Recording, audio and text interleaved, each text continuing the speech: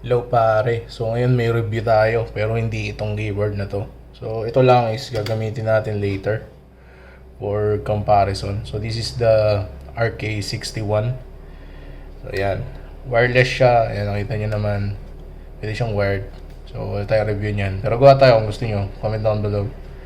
So labas na natin yung totoong review.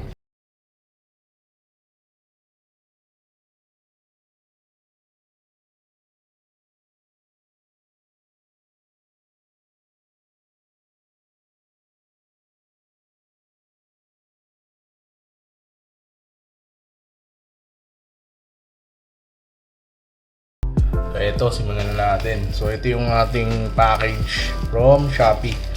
So, subukan ko sana mag-konyo review eh. Kaya lang nahiya ako eh. Tsaka hindi ko rin kabisado mag-konyo. Tuwa lang kasi sa isang vlogger sa YouTube. Nagko-konyo-konyo siya. Ayan. Eh, hindi ko rin kabisado, hindi rin ako marunong. Ayan, unbox muna natin. So guys, don't forget to like and subscribe sa ating channel. So 90% or more than 95% ng ating viewers ay hindi pa nakasubscribe sa ating channel. So I really appreciate if you would subscribe and like the video or mag-comment kayo dyan below na nanggaling kayo dito sa video nito. Napakalaking tulong guys. So maraming salamat. Continue tayo sa video.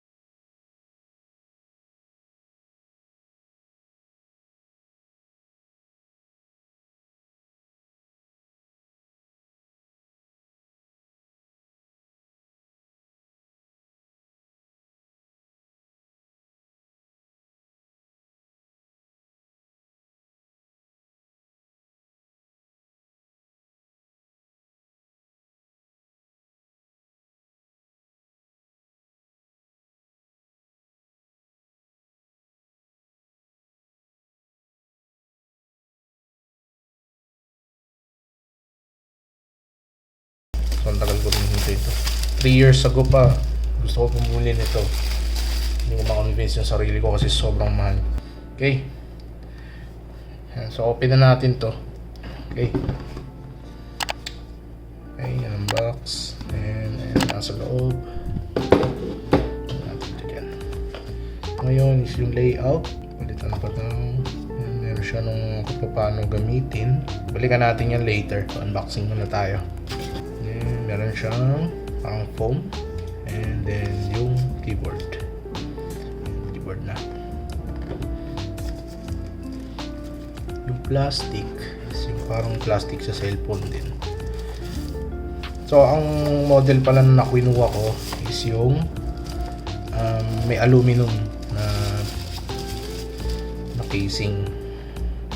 So inside nung plastic is meron pa siyang yung cover ng keyboard. Ito gusto ko to. Gamitin ko to lagi.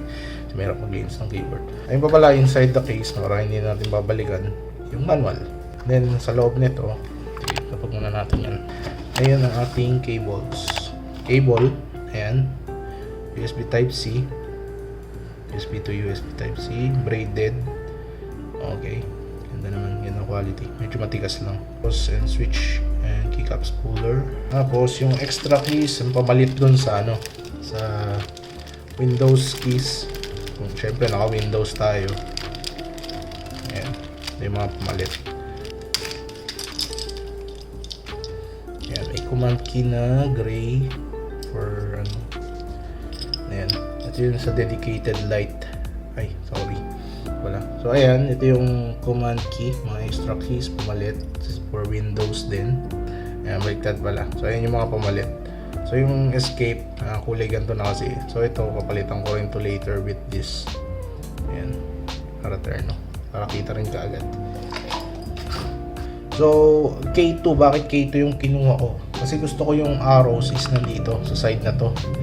And kailangan ko din kasi itong mga keys na to. Actually, wala pala siyang print screen din. Well, eto siguro. Well, ayan, malalaman natin. First time magkaroon nito eh. So, aluminum. Tapos, hindi hot swappable tong kinuha ko since Hindi naman kakailanganin siguro. Sana hindi natin kailanganin. Kontento naman ako dyan. And ang switches niya ay brown dapat. Yun, brown.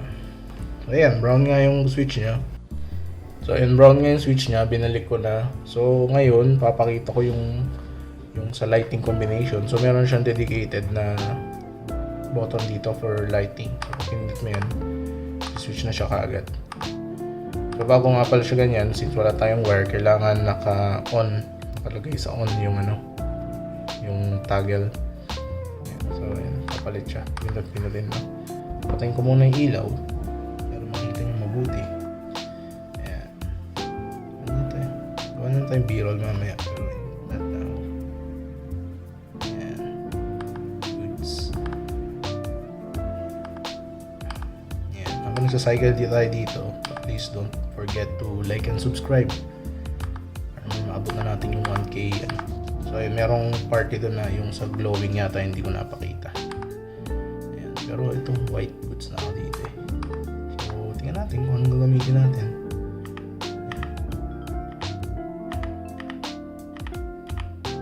Prepare yata. Ayan, hindi ko pa alam yung lahat. Pero ayan. Ngayon pa lang, sobrang contented na ako sa build. Feedback ng pag-press. So halos kamukha siya nung RK61. Yung ibaba nga pala. Ayan. May paa siya. Dalawa. Ayan. Pwedeng yung maliit lang. Pwedeng yung malaki. Diba? Okay. So yung rubber fit okay din. Sana hindi siya umuurong masyado.